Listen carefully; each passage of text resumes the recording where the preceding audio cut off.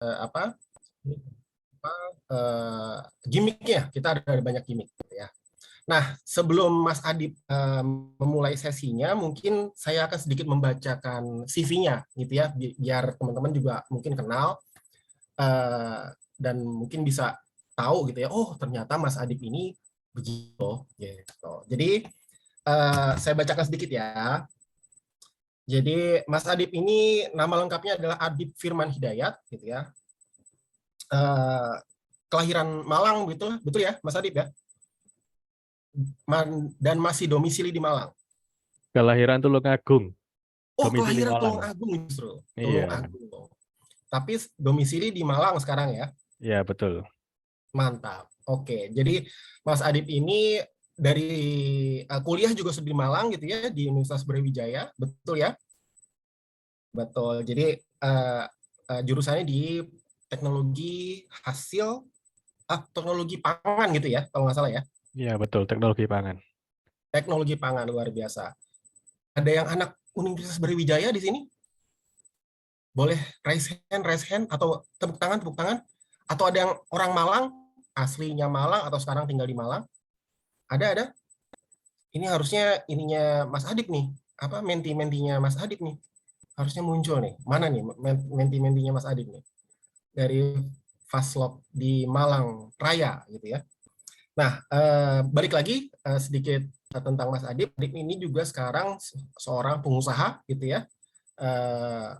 Apa yang bergerak di berbagai macam bidang gitu ya, baik digital maupun ada juga beberapa usaha lainnya gitu ya. Dan Mas Adip juga untuk program TDP ini di tempat daya ini juga bertindak sebagai seorang mentor gitu ya untuk wilayah Malang Raya. Gitu ya, Mas Adip ya, kurang lebih. Oke. Nah, tanpa banyak panjang lebar, karena tadi sudah sedikit saya kenalkan ke teman-teman sekalian terkait Mas Adip, mungkin Mas Adip dipersilakan untuk memulai sesinya. Nanti kita akan juga banyak interaksi gitu ya setelah dari sesinya Mas Adip. Silakan Mas Adip. Halo, Assalamualaikum warahmatullahi wabarakatuh. Selamat sore, teman-teman semua. Terima kasih atas kehadirannya ya. Saya sangat apresiasi kehadiran teman-teman semua, walaupun di tengah minggu yang padat ya. Sudah padat belum ya? Di awal-awal bulan Mei sudah persiapan kuliah atau persiapan kembali ke dunia kerja ya. Ada yang magang, ada yang mungkin sedang kuliah juga dan lain-lain. Jadi kebanyakan dari peserta di sini adalah para mahasiswa dan mahasiswi yang mungkin sudah eh,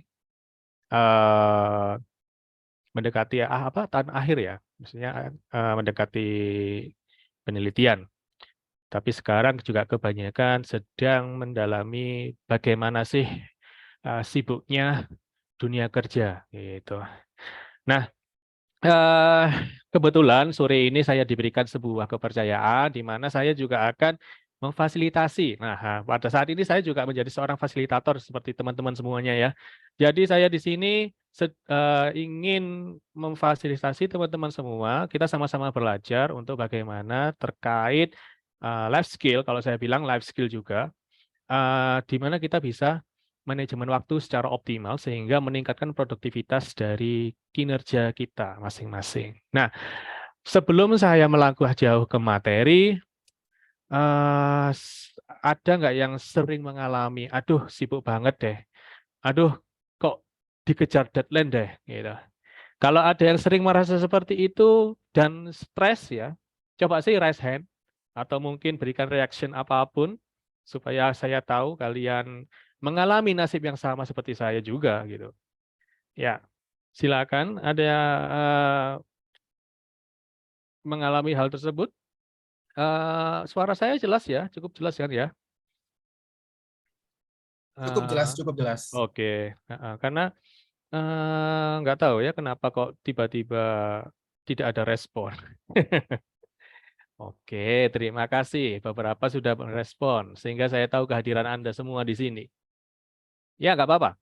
Jadi sambil kalian mungkin sedang melakukan aktivitas ya, mungkin saya tahu kalian di sini sedang ada aktivitas lain, tapi paling tidak dalam beberapa menit ke depan ya, menit ya, bukan jam. Saya harap memang pemaparan materi atau mungkin sharing materi saya juga tidak terlalu lama, sehingga perhatian teman-teman semua di sini walaupun sebentar bisa mendapatkan pengetahuan yang optimal. Nah, saya harapkan seperti itu.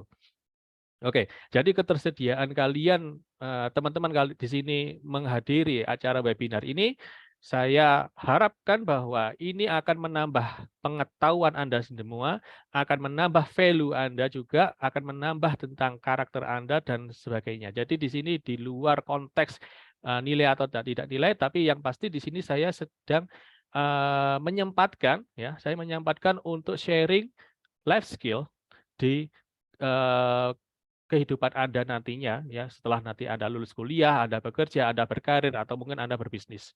Ya seperti yang tadi disebutkan Mas Yuri sebelumnya bahwa eh, saya pun juga pernah mengalami saat-saat seperti Anda semua di sini. Saya pernah kuliah, saya pernah sibuk dengan berbagai macam tugas, saya juga eh, kemudian merasakan dunia kerja, ya kejamnya dunia kerja, kejamnya dunia bisnis, kejamnya dunia nyata, ya. Jadi, tapi dari pengalaman-pengalaman itu semua ada beberapa poin yang bisa saya ambil dan kemudian pengalaman ini saya harapkan bisa saya sharingkan kepada Anda sehingga Anda bisa memiliki minimal memiliki sebuah life skill yang berguna nanti ketika Anda lulus nanti. Seperti itu. Oke. Saya akan mulai share materi ya. Jadi untuk menyingkat waktu saya akan buka presentasinya. Oke, mohon info sudah jelas tertampil nggak ya? Sudah, Coach. Oke, terima kasih. Baik, pada sore ini kita sama-sama belajar gimana sih manajemen waktu. Nah itu, jadi ini sebenarnya ilmu yang berulang kali dibahas oleh para pakar. Mulai zaman dulu lah ya, sejak manusia punya waktu tentunya, sejak manusia menyadari bahwa pentingnya waktu, ya. Kemudian sejak persaingan semakin ketat, ya, kemudian saling berlomba-lomba untuk meningkatkan pencapaian-pencapaiannya. Nah, akhirnya ditemukan sebuah pengetahuan atau sebuah rangkuman bahwa ternyata ada loh tentang ilmu tentang manajemen waktu. Seperti itu. Nah, manajemen waktu di sini walaupun ini klise, tapi sebenarnya ini berulang kali tetap dibutuhkan oleh beberapa para profesional sekalipun. Jadi kalau dibilang bahwa manajemen waktu ini ibaratnya ilmu yang harus sering memang dipelajari dan harus sering diterapkan. Nah, seperti itu. Nah, di sini beruntungnya teman-teman semua, apalagi yang masih mahasiswa, beruntungnya teman-teman di sini adalah kalian di sini sudah pernah bagaimana bekerja di dunia kerja yang asli ya, dunia kerja ya walaupun ini masih sifatnya magang, tapi paling tidak kalian di sana sudah pernah berbenturan atau memiliki masalah dalam mengatur dan mengelola waktu. Ya. Nah, di sini kita sama-sama, gimana sih ya cara mengoptimalkan waktu supaya waktu itu bisa lebih terkelola dengan baik sehingga tugas-tugas saya itu bisa lebih optimal dan lebih tercapai. Jadi gini, ada fakta yang menarik bahwa 60% orang itu masih terkendala terhadap pekerjaannya dalam pembagian waktu. Kemudian ketika seseorang tersebut, ini juga fakta menarik yang saya temukan ya dalam beberapa literatur. Ketika orang tersebut merencanakan aktivitas pada hari itu, dia akan meningkatkan bahkan sampai lebih dari 50% pencapaian pada hari itu. Nah, kemudian ada beberapa fakta menarik lain, misal contoh di Amerika gitu ya, ada penelitian bahwa 18% waktu kerjanya dihabiskan untuk gosip. Nah, itu juga fakta yang menarik juga yang perlu juga kita ketahui. Mungkin kita juga masing-masing juga sama ya. Kita suka gosip, kita juga suka buang-buang waktu di sosial media atau mungkin yang hal-hal yang mungkin tidak berhubungan dengan pekerjaan atau ingin pencapaian kita. Nah, di sini mari kita bongkar ya. Jadi mari kita apa namanya bongkar semua gimana sih sebenarnya manajemen waktu. Seperti itu. Oke. Jadi kalau kata dari salah satu motivator ya, salah satu motivator yang cukup punya nama di Amerika ya. Waktu itu adalah sangat berharga daripada uang. Loh, kenapa? Karena uang itu bisa dicari, bisa ditambah, tapi waktu itu tidak. Waktu tidak akan bisa bertambah walaupun sebanyak apapun uang yang Anda punya, Anda tidak akan bisa membeli waktu. Kalau di Islam ya, kita mengenal wal asr ya, demi masa, demi waktu.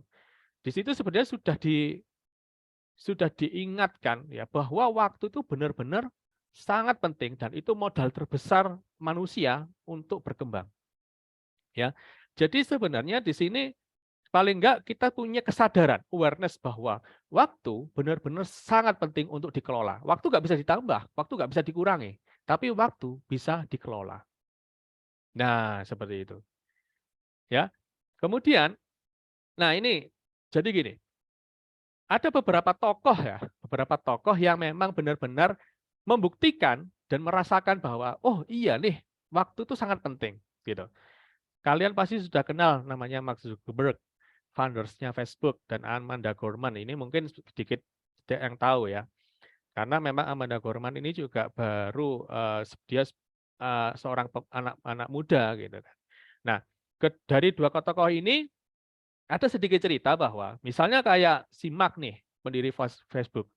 Dia ketika mendirikan startup-nya itu juga terkendala dengan tugas-tugas yang dia kerjakan. Kewalahan banget.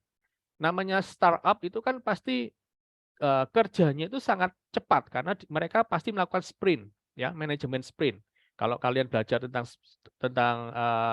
Scrum, ya, ilmu manajemen Scrum. Nah, ketika Mark Zuckerberg ini menjalankan startup-nya waktu itu Facebook, dia juga merasakan kewalahan. Namun karena akhirnya ada niat, kemudian ada juga mentor yang mendampingi dia mulai belajar tentang gimana sih cara menemukan kesalahan-kesalahan dalam manajemen waktunya, bagaimana sih merencanakan dengan bagus, bagaimana sih bisa mengerjakan secara optimal dan lain-lain. Akhirnya setelah bertahap memperbaiki dirinya sendiri, memperbaiki timnya, akhirnya tercapailah sebuah konsistensi pekerjaan di mana akhirnya si Mark ini menemukan sebuah pola bekerja yang sangat efektif dan efisien buat dirinya dan tim. Nah, akhirnya kita semua tahu sendiri bahwa si Mark ini akhirnya punya life balance yang oke gitu kan. Jadi pekerjaan oke, kemudian di keluarga oke ya. Kemudian si Mark juga masih sering untuk berkegiatan-kegiatan di luar pekerjaannya ya seperti di kegiatan-kegiatan kemanusiaan dan lain-lain. Ya, jadi dari sini kita juga belajar bahwa oh, sekelas Mark pun seperti kita awalnya. Jadi ada kendala-kendala dalam mengerjakan sebuah tugas, tapi dengan niat untuk berusaha dan niat untuk belajar, pasti bisa untuk mengoptimalkannya kembali, bisa meningkatkan kembali. Kemudian yang kedua adalah contohnya yaitu si Amanda Gorman ya, seperti ini. Nah, ini Amanda Gorman ini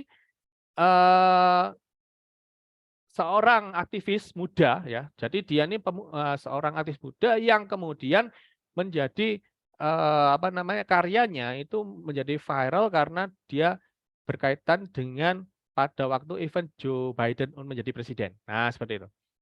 Nah, di dalam sebuah wawancara, kenapa sih kok dia bisa menjadi seorang yang cerdas, leadership tinggi dan lain-lain? Karena dia menjelaskan bahwa saya punya jadwal harian yang ketat untuk membuat dia fokus dan meningkatkan produktivitas, seperti itu. Ya. Kemudian dari dua tokoh ini sebenarnya ya kita bisa ambil kesimpulan bahwa manajemen waktu itu bisa kok dilakukan sedini mungkin, bisa kok dilakukan semudah mungkin. Tidak ada kata terlambat untuk bisa melakukan manajemen waktu. Kemudian tidak ada sebuah kesulitan, tidak perlu bakat bahkan. Jadi karena ilmu manajemen waktu ini bisa diasah dan bisa dilatih gitu. Jadi seperti itu. Walaupun kamu, aduh saya nggak ada bakat, bukan seperti itu ya. Jadi sebenarnya ini adalah life skill yang bisa dilatih. Nah, kemudian ada pertanyaan nih dari Om Goris. Eh, saya ini kalau sering distraksi ya. Saya sering menunda-nunda pekerjaanku karena sering distraksi. Nah, ini ada pertanyaan yang bagus dari Mas Goris ya. Ini nanti akan saya jawab. Nanti ada bagian topik untuk membahas ini. Namanya penundaan. Gimana sih caranya mengatasi penundaan? Nah, ini saya akan bahas. Nah, ini pertanyaan bagus. Nanti untuk teman-teman yang mau tanya, boleh silakan bisa raise hand, bisa dari kolom chat, kita bisa langsung diskusi ya. Daripada nanti dipendam, kelupaan, nggak ketanya akhirnya. Oke?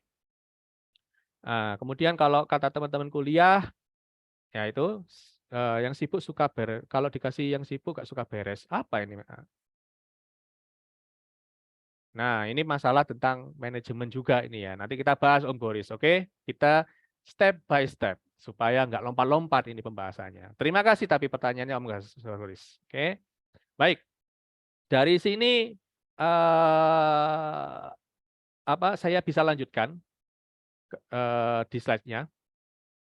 Nah, ini kalau kita ngomongin manajemen waktu ya, kita bisa belajar dari namanya Benjamin Franklin. Ya, ini pasti kalau dari kalian yang suka sejarah atau mungkin kalian pun juga pernah belajar sejarah bahwa beliau ini selain pemimpin revolusi Amerika, selain dia ilmuwan, selain dia komposer, wartawan, filantropis, berbagai macam profesi beliau lakukan. Pertanyaannya pada saat itu, kok bisa ya seorang Benjamin Franklin ya itu bisa melakukan berbagai macam pencapaian dalam hidupnya. Padahal waktu yang digunakan sama dengan orang-orang ya, sampai dari dulu sampai sekarang sama, yaitu 24 jam yang sama. Nah, seperti itu.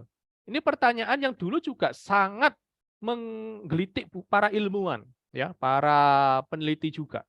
Kok bisa ya seorang Benjamin Franklin dia mendapatkan banyak achievement dalam hidupnya, banyak pencapaian yang dapat diraih, banyak sebuah kehormatan dan lain-lain.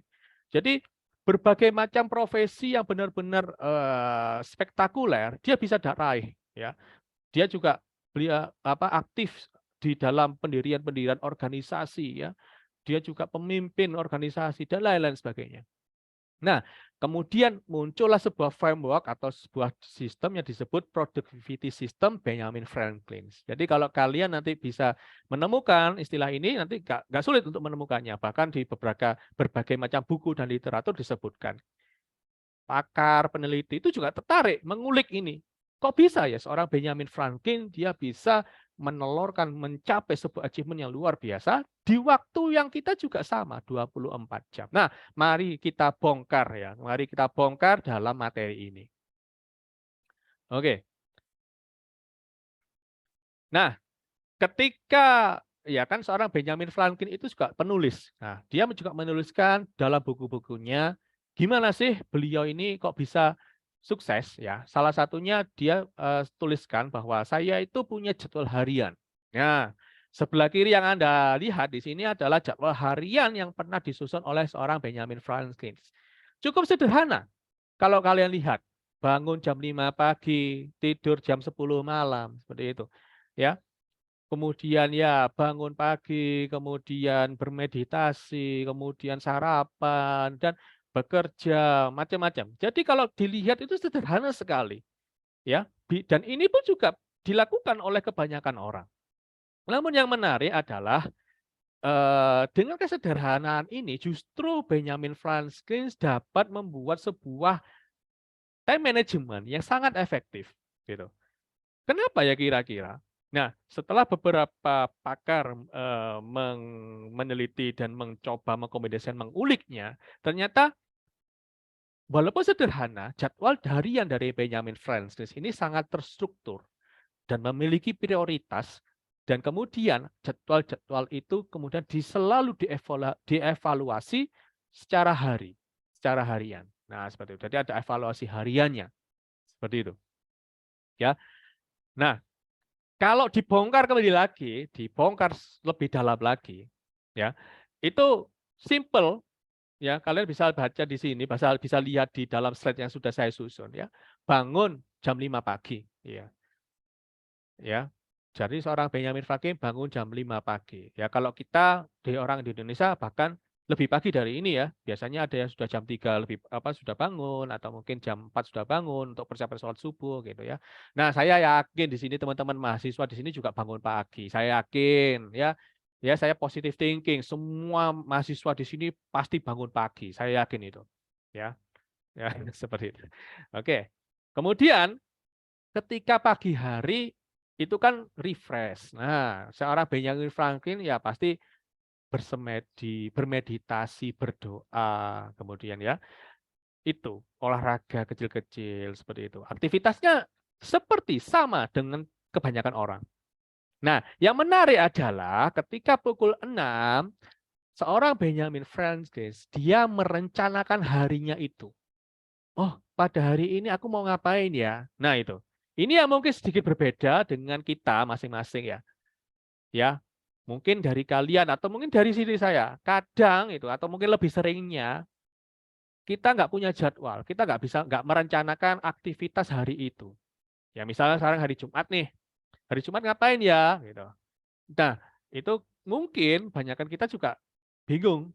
Aduh, ngapain ya? Saya nanti aja ngikutin alur ya, ngikutin alur ya. Istilahnya lihat situasi kondisi. Nah, biasanya kebanyakan seperti itu gitu loh ya. Nggak tahu ya, mungkin dari kalian pasti ya nggak pernah seperti itu sih. Saya positive thinking aja gitu. Nah, kembali lagi ke Benjamin Franklin ya. Jadi dia setelah jam 6 dia merencanakan harinya, kemudian dia melakukan ya mandi bersih-bersih gitu ya. Benjamin Franklin itu seperti orang yang ini ya cukup punya kedisiplinan dengan bersih-bersih. Jadi dia tetap selalu senang istilahnya merapikan tempat kerjanya, berpakaian rapi dan lain itu beliau karakternya seperti itu. Ya, selain itu setelah merencanakan harinya mau ngapain, ya dia sarapan sambil membaca surat kabar atau buku-buku karena di pagi hari masih refresh gitu kan. Jadi sebagai seorang tokoh publik mungkin dia juga harus up to date kekinian bagaimana kondisi-kondisi tentang situasi politik dan ekonomi di negaranya waktu itu. Nah, kemudian seperti kebanyakan orang ya, jadwalnya lanjut mulai jam 8 sampai jam 12 itu kerja. Nah, ini yang agak beda nanti akan saya bahas di slide selanjutnya. Ya, kerjaannya jadwalnya Benjamin Franklin ini dimulai di pukul 8 pagi. Ya, bekerja selama 4 jam, ambil jeda 15 menit untuk istirahat. Lanjut jam 12 makan siang ya seperti biasa. Nah, ketika makan siang ini pun juga Benjamin Franklin juga sedikit melakukan tugas-tugas ringan, misalnya contoh melihat laporan keuangan dan lain-lain. Jadi ada istirahatnya, makan siang dan mengerjakan tugas-tugas yang ringan seperti itu. Nah, kemudian lanjut kerja lagi sampai jam 5 sore. Nah, kemudian ketika sore hari sampai malam hari, seorang Benjamin Franklin melakukan aktivitasnya yang lain, misalnya tentang hobinya, tentang keluarganya, ya seperti itu. Untuk meningkatkan kemampuannya, Benjamin Franklin mendedikasikan waktu beberapa jam untuk mengimprove value dalam dirinya. Nah, kemudian jam 10 tidur. Nah, ini penting. Tidur. Ternyata seorang Benjamin Franklin itu selalu tepat waktu ketika tidur. Tepat waktu dan tidurnya, jamnya tidur, dan tepat waktu bangunnya. Ini nanti akan saya bahas, apa sih korelasinya pentingnya tidur terhadap time management. Nah, seperti itu. Nanti akan saya bahas. Oke, mungkin ada yang mau bertanya, silakan, tidak apa-apa. Saya akan lanjut. Nah, hal yang menarik dalam Benjamin Franklin itu ada 2 pertanyaan yang akan ditanyakan di pagi hari dan ada yang ditanyakan di malam hari. Ketika pagi hari beliau akan bertanya dalam diri sendiri, yaitu adalah kebaikan apa yang harus saya lakukan hari ini. Kalau kalian belajar lagi tentang biografi Benjamin Franklin, ada beberapa 13 poin value kebaikan yang dijalankan oleh Benjamin Franklin. Tapi di sini kalian bisa modifikasi adapsi sesuai dengan prinsip masing-masing ya. Jadi kita jika ada kaidah-kaidah agama, ada kaidah-kaidah adat istiadat, silakan senyamannya. Yang penting adalah pertanyaan sederhananya ada seperti itu. Kebaikan apa yang harus saya lakukan hari ini? Ketika malam hari, tanya dalam diri Anda sendiri, kebaikan apa yang telah saya lakukan hari ini? Nah, seperti itu. Jadi dari sini itu ada pelajaran yang sangat penting juga bahwa seorang Benjamin Franklin sekalipun selalu merefleksikan harinya, ya setiap hari direfleksikan apa sih yang aku lakukan hari ini gitu. Apa yang akan mau aku lakukan hari ini, yaitu apa kebaikan apa yang ingin aku lakukan hari ini, dan setelah malam apa yang sudah aku lakukan ya kebaikannya hari ini. Jadi fokus kepada nilai-nilai kebaikan itu tadi. Ya, kebaikan secara apa? Mungkin kebaikan secara sosial, mungkin kebaikan secara ilmu pengetahuan, mungkin kebaikan secara rohani, dan lain-lain sebagainya. Seperti itu. Nah, ini yang dilakukan terus-menerus oleh seorang Benjamin Franklin. Jadi, seperti yang kita pelajari bersama ya. Jadi, kalau dalam dalam pelajaran yang kita dapatkan sejak kecil, pasti ada juga yang mengatakan, hadis mengatakan bahwa nilailah dirimu pada hari ini ya. Jika hari ini sama dengan kemarin, itu kalian rugi. Tapi jika kalian lebih buruk dari hari ini, ya, jika hari ini lebih buruk daripada kemarin, itu kalian celaka. Itu yang kita pelajari sejak kecil, seperti itu. Sebenarnya hampir sama filosofinya seperti itu. Ya. Nah, kemudian kalau kita breakdown nih, nah ini time block dari Benjamin Franklin. Ini yang seperti saya sebutkan. Yang menarik adalah Benjamin Franklin itu memiliki 2 blok utama, yaitu deep work-nya dan ada blok dalam di antara itu shallow work. Jadi deep work itu adalah bagaimana seorang Benjamin Franklin benar-benar fokus dalam pekerjaannya dengan meminimalisir gangguan dan distraksi. Nah, ini yang seperti nanti ditanyakan. Memang masing-masing dari kita pasti akan menemukan banyak gangguan dan distraksi. Tapi dalam Benjamin Franklin dia menemukan bahwa pola dalam 2 blok ini itu ya apa? Harus mau gak mau kita harus benar-benar totalitas dan fokus dalam pekerjaan. Minimalisir distraksi.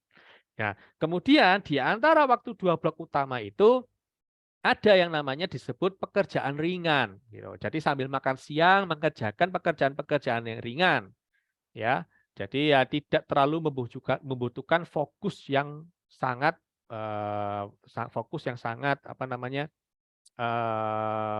totalitas seperti itu. Ya, di awal dan akhirnya bloknya itu adalah ya planning dan evaluating. Jadi istilahnya merencanakan dan mengevaluasi. Dan sebenarnya blok yang satunya itu adalah blok tidur. Nah, ini tidur. Jadi gini, seorang Benjamin Franklin ya. Seorang Benjamin Franklin ini sangat mengutamakan kualitas tidur. Kalian harus tidur tepat waktu. Itu kenapa? Ya, karena gini, ketika Anda tidur tepat waktu, membiasakan tidur tepat waktu, entah itu ya jamnya terserah kita sesuaikan dengan masing-masing ya. Misalnya ada yang terbiasa tidur jam 9, bisa jam 10 atau mungkin jam 8 sudah tidur, terserah kebiasaannya. Ya, tapi usahakan tidur itu teratur karena ketika kita bisa mengatur ritme tidur kita, jadwal tidur kita, secara otomatis nanti otak akan beradaptasi ketika kita tidur, kualitas tidurnya meningkat. Ya. Nah, ini. Pernah nggak kalian merasakan seperti ini? Tidur tapi masih capek. Kalau kalian pernah seperti ini sama, saya juga pernah merasakan hal seperti itu. Bahkan banyak orang juga di yang dirasakan oleh orang-orang ya itu tidur tapi nggak kayak tidur. Nah, ini bisa jadi karena otak kita itu mungkin tidak merespon aktivitas kita dengan baik. Jadi biasanya ada faktor dari kebiasaan kita yang serampangan atau mungkin tidak teratur. Ya, kadang tidur larut, kadang tidur cepat, kadang malah tidak tidur, kadang lembur, kadang telat tidur dan lain sebagainya. Ya, atau bahkan ada kondisi di mana makanan-makanan kita yang konsumsi itu juga mempengaruhi kualitas tidur kita. Misalnya contoh, ada yang suka ngopi malam hari, malah justru dengan ngopi, ya kan ada asupan kafein yang di mana kafein itu meningkatkan, kinerja detak jantung kita lebih cepat gitu kan. Nah, meningkatkan hormon endorfin kita, gitu, dan lain-lain. Sehingga otomatis terganggulah ritme tubuh dalam otak dalam respon kapan kita istirahat. Nah, makanya itu kenapa poin tidur di sini sekalipun itu sangat menjadi perhatian khusus oleh seorang Benjamin Franklin, ya. Tidur cukup itu bisa membantu kualitas manajemen waktumu dalam sehari, gitu. Jadi ketika kita meningkatkan kualitas tidur kita, ya, itu juga akan berdampak dalam manajemen waktu kita, seperti itu. Itu yang disampaikan oleh Benjamin Franklin. Nah, nanti tinggal disesuaikan saja jam tidur yang kita pinginkan kita jadwalkan jam berapa gitu ya, bisa jam 9, jam 10. Nanti bangun pun juga akan secara otomatis akan teratur juga, mau bangun jam berapa, jam 3, jam 4, jam 5 terserah, monggo. Karena masing-masing individu itu punya apa namanya, metabolisme tersendiri-sendiri. Tidak tidak semua orang tidak akan sama gitu. Bahkan ada beberapa orang yang dia cukup tidurnya hanya 5 jam sehari atau cukup tidurnya hanya 6 jam sehari. Bahkan saya pernah membaca, sebuah wawancara mantan presiden kita B.J. Habibie itu hanya tidur 4 jam. Nah, seperti itu. Ada banyak ilmuwan ya, banyak ilmuwan juga yang hanya membutuhkan waktu tidur 4 jam. Yaitu jadi memang tergantung individunya masing-masing. Tapi yang paling ditekankan oleh seorang Benjamin Franklin adalah keteraturan itu tadi, ya. Keteraturan di mana kita bisa menjadwalkan, apa namanya, jam tidur kita secara teratur sehingga kita bisa menstimulasi otak kita supaya bisa memerintahkan tubuh tidur secara berkualitas, seperti itu. Nah, ini ada pertanyaan menarik dari Coach Rifki. Gimana kalau, jam kerjanya kebalik gitu ya, malam kerja, siang tidur. Nah, ini memang terjadi di dunia modern ya. Di dunia modern itu di mana dunia ini tidak berhenti bekerja, 24 jam itu ada pekerjaan. Ya, kalau di dunia pangan seperti yang saya ketahui, pabrik itu nggak berhenti bekerja 24 jam. Ada 3 shift yang bekerja di sana. Jadi ada pekerja yang melakukan 3 shift bekerja di sana. Nah, kalau misalnya ada pekerja yang bekerja pada malam hari bagaimana? Ya silakan, tidak apa-apa. Silakan dikelola waktunya. Namun ketika waktunya dia istirahat, misalnya istirahatnya di siang hari, dia bisa memerintahkan tubuhnya untuk benar-benar istirahat tanpa ada gangguan. Nah, seperti itu. Jadi ini tergantung pola kita mengendalikan diri kita sendiri. Ya, misal contoh seperti ini.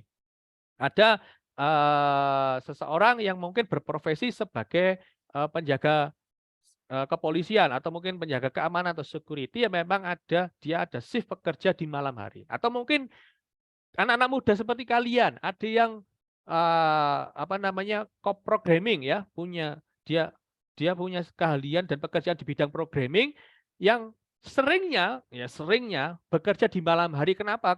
Karena kliennya seorang bule, biasanya seperti itu. Kliennya bule dan menuntut pekerjaannya di malam hari. Nah, itu silakan bisa dikelola kok, bisa dikelola.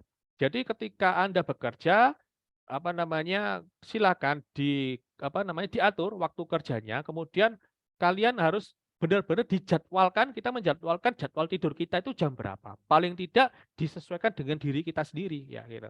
Misalnya, apa namanya, kebiasaan kita tidur 8 jam, oke, berarti kita jadwalkan time blocking kita, sleep-nya ya 8 jam sehari, gitu. Nah, kadang juga malam hari enak buat berinspirasi, ya silahkan. Memang masing-masing kondisi itu, apa namanya, berbeda gitu ya. Ya cuman kalau soal inspirasi, saya yakin sebenarnya 24 jam itu, ya itu adalah waktu inspirasi dari banyak manusia gitu ya. Seorang Benjamin Franklin pun juga inspirasinya justru di pagi hari gitu, malam hari buat tidur gitu.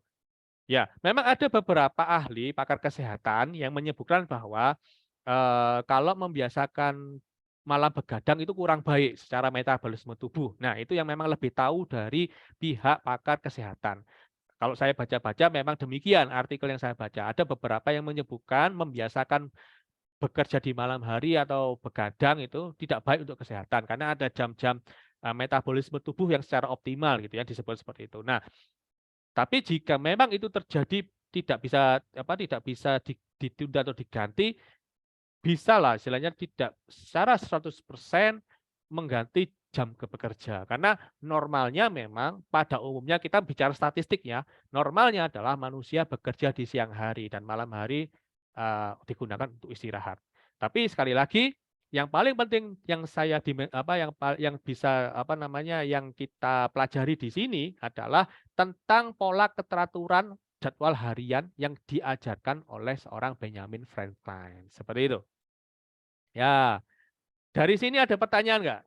Dari kalian, mungkin ada yang ingin bertanya bagaimana tentang ya dari Benjamin Franklin atau mungkin ada yang kepikiran, oh iya saya pernah gini loh coach dan lain. Oke silakan, tidak apa-apa. Silakan ditanyakan via chat atau mungkin raise hand dan lain-lain. Oke, saya lanjutkan kalau tidak ada pertanyaan karena supaya kita bisa segera praktek ya. Tapi kita akan pelajari dulu ya. Jadi ada kata-kata yang paling masyhur dari seorang Benjamin Franklin yaitu adalah if you fail to plan, you plan to fail. Jadi jika kamu gagal dalam merencanakan, ya sebenarnya kamu merencanakan kegagalan gitu. Bahkan dalam aktivitas diri kita sendiri gitu. Kalau kamu nggak bisa merencanakan harimu, ya pastinya harimu pasti tidak akan terencana dengan baik dan tentunya pencapaian-pencapaianmu juga tidak akan optimal seperti itu. Nah, sekarang kalau kita sudah belajar dari seorang Benjamin Franklin ya, kita sudah mengenali tentang aktivitas harian beliau gitu. Nah, sekarang bagaimana kita menirunya? Ya, kita menirunya. Oke. Bagaimana kita menirunya? Bagaimana kita bisa memetik ilmu bisa menerapkannya di aktivitas kita. Nah, ada beberapa kisi-kisi yang menarik di mana kita bisa melakukan pembagian waktu secara efektif dan konsisten. Ya, jadi di sini saya sebut sebagai seni mengelola waktu. Kita sudah pernah belajar, saya yakin Anda sudah pernah belajar tentang tujuan, ya. Tujuan tentang bagaimana kita menetapkan tujuan hidup, bagaimana kita menentukan tujuan bulanan atau mungkin harian atau mingguan dan lain-lain. Ya, kita bisa menggunakan namanya tools SMART goal, yaitu specific, measurable, achievable, relevant, dan time bound. Yaitu pendekatan di mana kita kalau menetapkan target itu ya harus pertama spesifik, terukur, dapat dicapai, relevan dengan pekerjaan kita, dan bisa dimonitor dengan waktu. Oke. Dari SMART goal atau dari tujuan itu nanti akan muncul turunannya yaitu to-do list. Apa itu? Daftar aktivitas ya kan. Ya, jadi ini biasanya mencantumkan kegiatan tugas yang diselesaikan pada periode waktu, misalnya harian, mingguan atau bahkan bulanan gitu. Ya. Tujuannya apa? To-do list ini. Kenapa kita harus membuat sebuah daftar aktivitas gitu ya. Nah, ini supaya kita tahu mana tugas-tugas yang bisa kita kerjakan, mana tugas-tugas yang bisa dikerjakan dan bisa kita selesaikan gitu. Banyak banyak dari kita gitu ya, pasti jarang sekali bikin to-do list gitu. Ya memang wajar karena menurut statistik gitu ya, menurut statistik yang pernah saya baca, hanya sekitar nggak sampai 17% orang yang mau bikin to-do list harian gitu loh. Jadi nggak nggak sampai 20% bahkan, hanya sekitar 17 atau mungkin 19% orang yang melakukan pembuatan to-do list. Ya. Maka nggak heran ada sebutan bahwa ada anggapan bahwa ya yang sukses itu dikit gitu, yang sukses dikit. Ya memang secara hukum alam, secara hukum statistik atau mungkin statistik Pareto ya, yang sukses itu dikit karena yang sedikit ini biasanya melakukan hal-hal yang luar biasa, yang di luar penormalan. Ya, salah satu simpelnya adalah bikin jadwal harian gitu. Nah, ini kita introspeksi ya diri kita sendiri ya. Pernah nggak sih kita bikin jadwal harian atau minimal mingguan deh atau minimal bulanan gitu. Ya. Kalau jadwal kuliah pasti ada, ya kan? Jadwal kuliah pasti ada. Jadwal bekerja pasti ada. Tapi kira-kira pernah nggak sih kita bikin jadwal harian yang kira-kira itu mengaca pada jadwal wajib kita, ya jadwal kuliah, ya jadwal bekerja, seperti itu. Nah, mari kita bahas. Oke, selanjutnya adalah, nah ini contoh SMART goal ya, saya kasih sebuah contoh tentang SMART goal. Kalau misalnya studi kasusnya adalah mahasiswa magang, ya, goalnya apa nih? Gitu. Oh, tentu saja saya pinginnya adalah ketika saya magang, saya melulus magang dengan nilai yang sangat memuaskan. Nilai sangat memuaskan berarti nilainya A lah ya, gitu. Oke, gimana tuh tujuannya ya? Ya, paling enggak di breakdown ya. Spesifik enggak? Oke, selama magang 4 bulan dapat pengalaman ya.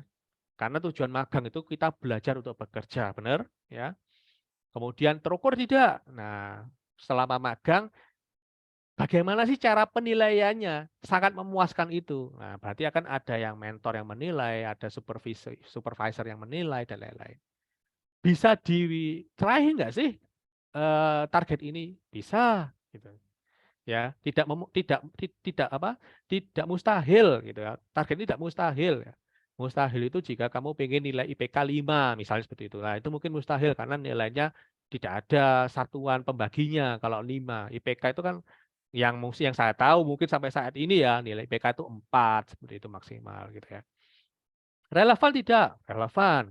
Magang apa namanya? Magang dengan profesi pendidikan kalian saat ini mungkin saling terkait misalnya seperti itu. Dan mungkin time bound yang terakhir adalah selama 4 bulan itu bisa dicapai atau tidak. Nah, itu. Ini contoh dari SMART goal dari mungkin studi kasusnya adalah mahasiswa magang. Contoh yang lain misalnya contoh kalau jadi kalian mahasiswa yang belum magang atau mahasiswa yang apa, mahasiswa yang masih kuliah reguler atau sedang persiapan magang, kalian bisa buat sebuah goal sendiri sesuai dengan panduan SMART ini. Oke, saya akan lanjutkan. Nah, seorang mahasiswa magang, oke, saya sedang mengasumsikan diri saya sebagai seorang mahasiswa magang. Baik, saya akan merencanakan sebuah aktivitas, Coach. Oke ya. Aktivitas apa hariannya? Misal contoh saya akan tulis tuh. Aktivitas harian mungkin ya bangun pagi, mandi, sarapan, berangkat ke kantor, magang atau berangkat kuliah ke kampus dan lain-lain. Saya akan tulis semuanya, aktivitas harian. Oke. Terus tiba-tiba secara apa? Tiba-tiba kita nggak langsung, loh kok banyak sekali aktivitas yang mau saya lakukan. Nah, ini. Biasanya nanti saya pun sendiri atau mungkin teman-teman kebanyakan nanti akan bingung. Aduh, mana nih mungkin yang mau saya selesaikan terlebih dahulu. Nah, atau bahkan dari kalian pun juga sering punya tumpukan tugas dari kuliah, punya tumpukan tugas dari magang atau mungkin lain-lain dan itu kalian pasti juga sering akan bingung sendiri. Aduh, kok banyak tugas ya sampai pusing. Melihat tugas yang sedemikian banyak, melihat aktivitas rencana yang sebagian banyak sehingga kalian menjadi pusing sendiri dan akhirnya jadi males. Nah, pernah nggak seperti itu? Kalau saya sendiri pernah gitu. Nah, disinilah ada alat bantu ya nantinya akan saya jelaskan bagaimana kita bisa menciptakan skala prioritas untuk aktivitas-aktivitas yang akan kita lakukan. Oke? Metode ini disebut dengan matrix Eisenhower. Ya. Ya, jadi ini adalah sebuah metode yang membantu kita memprioritaskan tugas berdasarkan urgensi dan kepentingan. Nah, seperti yang kita lihat dalam sebuah gambar di kiri, ya. Ada kuadran 1, 2, 3, 4. Ya, kuadran yang vertikal itu skala di mana itu penting atau tidak penting. Yang kedua adalah mendesak atau tidak mendesak. Atau bisa disebut juga mendesak atau bisa dijadwalkan lain waktu. Nah, seperti itu. Nah, matrix Eisenhower ini secara umum dapat meningkatkan manajemen waktu dengan prioritas yang lebih jelas. Nah, seperti itu. Jadi, ini bisa juga menjadi alat bantu kita untuk menentukan aktivitas mana yang harus aku kerjakan pada hari ini. Nah, seperti itu. Ya. Oke, kita langsung simulasi prakteknya seperti itu. Dari tools, dari to-do list yang tadi yang saya contohkan, dengan dibuat diagram Eisenhower ini, matriksnya, kita akan bisa menemukan definisinya. Ya, vertikal, yang garis vertikal itu ya, ingat ya, bahwa itu penting dan tidak penting. Garis horizontal itu adalah urgent dan tidak urgent. Urgent atau yang bisa dijadwalkan. Nah, ini kuadran yang do itu adalah penting dan sangat mendesak. Berarti kalian harus lakukan segera. Ya. Kemudian penting bisa dijadwalkan di lain waktu, bisa kalian plan atau rencanakan. Ya. Kemudian tidak penting tapi mendesak, ya, itu bisa kalian delegasikan. Tidak penting dan tidak mendesak, silahkan di-delete.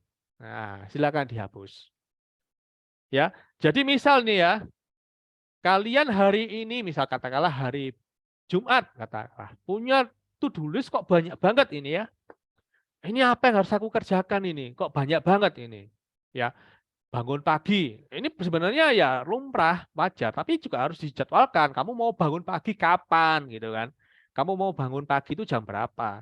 Tidur tepat waktu ya harus dijadwalkan. Kamu mau tidur jam berapa? Walaupun ini remeh sebenarnya, tapi tetap harus dijadwalkan sesuai dengan panduan dari Benjamin Franklin tadi. Nah, kemudian ketika kita ubah dalam sebuah matriks Eisenhower ini, ketemulah skala prioritasnya. Ya, oh iya, hari Jumat ini ternyata aku harus menyelesaikan ini deh. Tugas magang, mengerjakan tugas kuliah, berkomunikasi dengan klien atau mungkin nasabah tempat magangku, dan membaca referensi dari buku kuliah yang atau buku panduan dari mentor-mentorku. Nah, ini mungkin bisa menjadi important and urgent. Ya, sangat penting dan mendesak. Nah, kemudian yang lain-lain itu bisa dijadwalkan, penting tapi bisa dijadwalkan ya. Termasuk kalian menghadiri webinar seperti ini bisa dijadwalkan kan. Oh, jadwalnya webinar nanti jam 3:30 tuh, aku akan datang. Penting ini karena mencari ilmu, mendapatkan ilmu, tapi bisa dijadwalkan, tidak harus mendesak di pagi hari. Nah, seperti itu kan. Paham ya? Kemudian nanti ada meeting dengan mentor malam hari bisa dijadwalkan. Nah, itu contohnya. Kemudian ada tugas misal contoh, aduh, aku harus ngeprint ini, ngeprint brosur untuk praktek magang. Wah, aku delegasikan. Nah, siapa yang aku bisa delegasikan seperti itu. Ya mungkin kamu bisa telepon percetakan dan lain-lain atau bisa kamu titipkan kepada siapa, kamu bisa delegasikan. Nah, ya contoh seperti itu. Ada sesuatu hal aktivitas yang kira-kira bisa kamu eliminasi, silakan dieliminasi. Aduh, ini nongkrong sama teman kafe, bisalah jangan sekarang, delete dulu. Kemudian nonton Netflix, delete dulu mungkin seperti itu. Atau mungkin ngeramein chat alumni, delete dulu ya. Jadi karena aku hari Jumat ini agak sibuk, aku akan prioritaskan yang tadi urgent dan sangat important tadi. Nah itu. Sangat akan saya prioritaskan. Nah, disinilah fungsi dari metric NC hour. Jadi kalian bisa tahu skala prioritasnya aktivitas kalian ketika sedang melakukan menjadwalkan pada hari tersebut. Nah, dari sini gimana? Sudah mulai pusing atau gimana? Atau mungkin sudah, oh iya ya ternyata ada metode seperti ini ya. Gitu. Silakan nggak apa-apa. Kalian nanti langsung bertanya. Nah, ada beberapa poin penting dari matrix NC hour ini, yaitu pertama, ya apa sih cara membedakan penting dan mendesak gitu kan? Biasanya ada juga yang punya kebingungan seperti ini. Ya, pada prinsipnya mendesak itu yang pekerjaan yang nggak bisa kamu hindari. Misal contoh gini, ketika kamu sedang melakukan pekerjaan magang misalnya, tiba-tiba kamu harus menjawab WhatsApp dari nasabahmu, ya, atau menjawab komunikasi dari klienmu. Nah, ini harus segera dilakukan, menjawab karena tidak bisa dong kamu PHP-in atau mungkin kamu ghostingin nah gitu kan karena ini berkaitan dengan keprofesionalanmu dalam bekerja gitu. Ya, ini contoh mendesak berarti harus segera dijawab. Nah, kemudian kalau istilahnya penting ya, misalnya penting tapi tidak mendesak seperti tadi.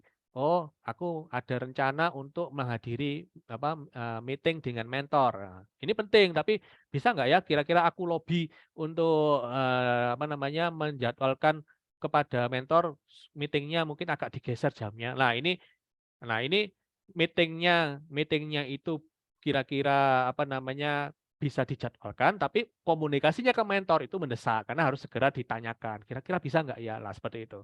Itu cara membedakan antara penting dan mendesak. Kemudian yang kedua adalah hal yang penting juga fokus pada tugas penting gitu ya. Jadi prioritaskan tugas-tugas penting dulu yang dampaknya itu besar pada tujuan kita. Kita ingat tadi ya tujuannya, misalnya contoh adalah aku pengen tujuanku adalah magang dengan nilai yang sangat memuaskan. Lah, ini kan tujuan besarnya. Jadi prioritaskan tugas-tugas yang sekiranya sangat berpengaruh pada tujuan besar itu. Misalnya contoh adalah bikin laporan, ya, melaksanakan tugas dengan baik. Itu kan berarti kan tugas-tugas yang sangat penting. Itu harus didahulukan. Misalnya contoh seperti ini. Pada hari Jumat ini saya ada janji ketemuan dengan nasabah berkaitan dengan asesmen. Nah, ini berarti harus segera dilakukan, prioritas urgent. Nah, gitu. Ini fokus pada hal seperti ini. Nah, yang ketiga, jangan takut untuk delegasi gitu. Biasanya ada ya orang ya itu sangat takut untuk mendelegasikan sesuatu karena mungkin faktor orang ini punya karakter perfeksionis. Jadi apa-apa mau mau dikerjakan sendiri gitu. Sedikit nggak percaya sama pekerjaan orang lain gitu. Nah, yang bisa saya sharingkan adalah sebenarnya jangan takut untuk delegasi, asalkan kita punya kontrol untuk mengawasinya, seperti itu. Kalau kamu delegasikan sesuatu, tapi kamu tidak punya kontrol untuk mengawasinya, berarti ada salah dengan pola komunikasinya. Perbaiki itu dulu, gitu. Ya. Tapi usahakan delegasi yang bisa kamu kontrol. Misalnya contoh seperti tadi nih, kamu delegasikan untuk ngeprint misalnya katakanlah brosur atau apa, kamu bisa delegasikan kepada tukang cetaknya. Nah, kamu awasi bagaimana caranya pengawasannya itu. Misalnya contoh dengan komunikasi by WhatsApp, jam berapa bisa selesai, desainnya apakah sudah bagus dan lain-lain. Nah, itu. Jadi tetap kontrol apa yang kamu delegasikan, tapi jangan takut untuk didelegasikan. Gitu. Oke. Nah, ini ada pertanyaan yang menarik. Coach, bagaimana jika kita sudah buat to-do list tapi susah untuk konsisten, apalagi ada hari di mana sangat malas untuk melakukan kegiatan. Nah, ini nanti akan berkaitan dengan slide selanjutnya. Pertanyaannya bagus. Nah, ini saling berkaitan kan. Jadi saya mengusahakan itu ketika membuat materi itu memang saling terkait dan saling sistematis dan saya membuat sudut pandang bahwa saya sendiri yang membutuhkan materi itu. Nah, itu. Jadi di sini saya pasti akan tahu bahwa problem Anda itu di sini itu sama seperti saya juga ya. Kadang itu suka malas, kadang nunda-nunda. Seperti tadi Mas Goris, Om Goris tadi awal-awal tanyakan, termasuk juga ini yang ditanyakan oleh fasilitator bernama Ayu. Sering merasa malas dan sering merasa menunda-nunda, itu jangan khawatir, Anda tidak sendiri. Ini penyakit orang umum, banyak orang yang kayak gini. Tapi ada juga pepatah yang menarik. Sebenarnya nggak ada loh orang malas di dunia ini. Yang ada itu hanya terlalu banyak waktu luang. Loh kok bisa? Nah, nanti akan saya jelaskan. Terlalu banyak waktu luang. Oke, jadi begini.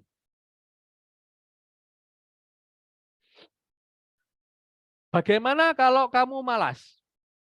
Jawabannya, obatnya terapkan Parkinson Law. Ya, misalnya contoh seperti ini.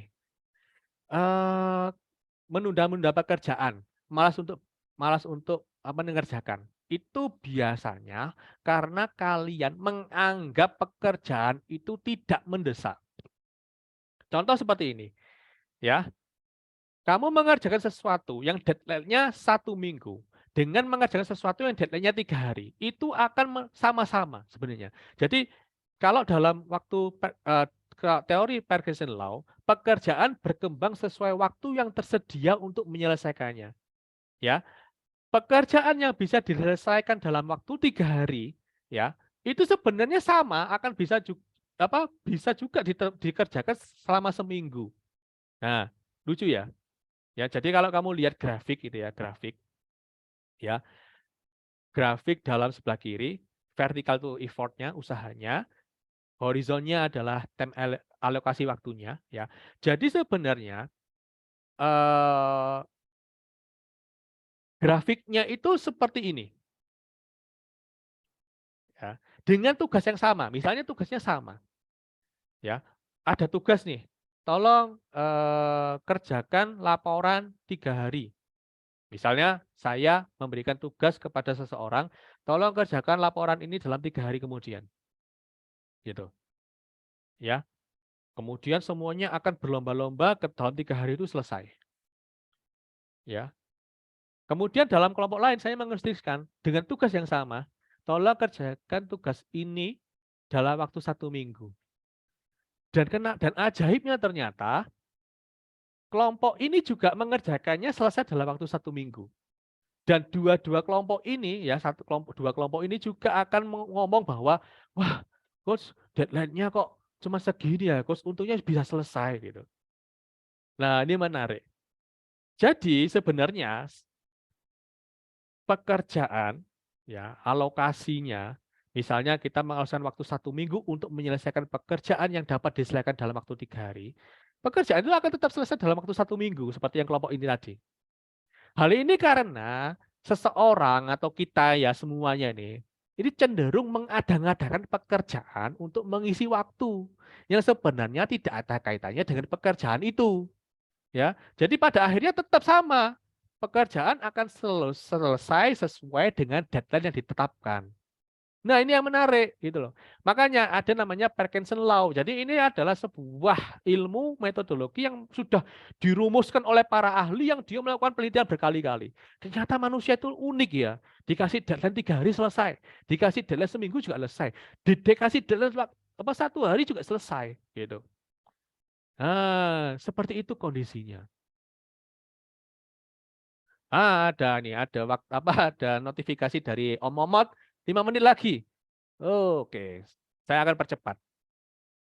Nah, dalam Parkinson Law ada 3 poin utama, yaitu tentukan tenggat waktu yang realistis, pecah tugas menjadi bagian-bagian kecil, dan fokus pada tugas yang dikerjakan. Seperti itu. Jadi sebenarnya ketika kamu merasakan malas dan menunda-nunda sebuah pekerjaan, walaupun kamu sebenarnya punya time schedule yang sudah disusun, kayaknya kamu butuh acuan yang menghack otak kamu, yaitu dengan memajukan deadline. Misal, dari tugas yang diberikan itu harus diselesaikan dalam 1 minggu, kamu harus berani men-challenge dirimu untuk memajukan deadline, misalnya jadi 3 hari atau dalam 2 hari. Nah, itu otak akan bekerja. Otak akan bekerja, ya apapun caranya, deadline 2 hari harus selesai. Otomatis, kamu nggak akan membuang waktu di lain kesempatan. Coach, misalnya gimana kalau sudah selesai waktu 2 hari? Ya sudah, kamu punya waktu yang lain untuk mengerjakan pencapaian-pencapaian yang lain. Nah, seperti itu. Oke, ini yang tips kedua. Kalau kamu menunda-nunda, hack otak kamu dengan rule 2 minute. 2 minute rules. Nah, seperti apa itu? Jika ada tugas yang dapat diselesaikan dalam waktu kurang dari 2 menit, kerjakan. Jangan ditunda-tunda. Contohnya ya apa? Cuci piring. Cuci piring butuh waktu berapa? Nggak sampai 2 menit, tak kerjakan. Buang sampah. Kira-kira berapa? Nggak sampai semenit, buang aja. Nah, jadi menurut prinsip yang dikemukakan oleh David Allen dalam bukunya ya The Art of Stress-Free Productivity, ya, dengan menghindari menumpuknya pekerjaan kecil yang sebenarnya dapat diselesaikan dengan cepat dan efisien, ya, mengatasi tugas-tugas kecil secara langsung, ini dapat meningkatkan keseluruhan produktivitas dan mengurangi stres. Ya, jadi ternyata menurut penelitian beliau, menurut penelitian para pakar ini, stres itu bermula ketika kita memikirkan banyak pekerjaan-pekerjaan yang akhirnya menumpuk. Aduh, stres aku. Aduh, mendekati deadline aku. Masih banyak tugas yang dikerjakan. Padahal waktu dalam pekerjaan-pekerjaan itu yang kamu lihat, ada juga pekerjaan-pekerjaan yang sebenarnya simpel. Dan itu sebenarnya juga butuh waktu yang sangat sedikit, nggak sampai 2 menit gitu. Misalnya contoh lagi ya, pekerjaan membalas WhatsApp gitu ya. Oh, ini waktunya membalas WhatsApp nasabah atau membalas WhatsApp dari mentor. Ini pekerjaan yang tidak membutuhkan waktu lama, nggak sampai 2 menit, bahkan 1 menit pun juga nggak sampai gitu. Kerjakan aja. Itu akan menstimulasi otak kamu meraih hormon kepuasan pencapaian yang lebih. Jadi kamu semakin bisa menyelesaikan tugas-tugas kecil, kamu akan terobsesi. Oh ya, wah bisa Rek. Akhirnya kok banyak juga tugas yang bisa diselesaikan, otakmu akan terhack seperti itu. Nah, ini juga menarik, pola otak kita seperti itu. Oke, saya akan lanjutkan. Jadi kalau dalam poin-poin dari 2 minutes rules ini, identifikasi aja tugas-tugas kecil itu, ya, yang sekiranya nggak sampai 2 menit kerjakan. Ya, misalnya katakanlah, balas email, catat, mencatat pesan-pesan yang penting, kemudian membersihkan meja kerja, nggak apa-apa, kerjakan, nggak sampai 2 menit kan, kerjakan.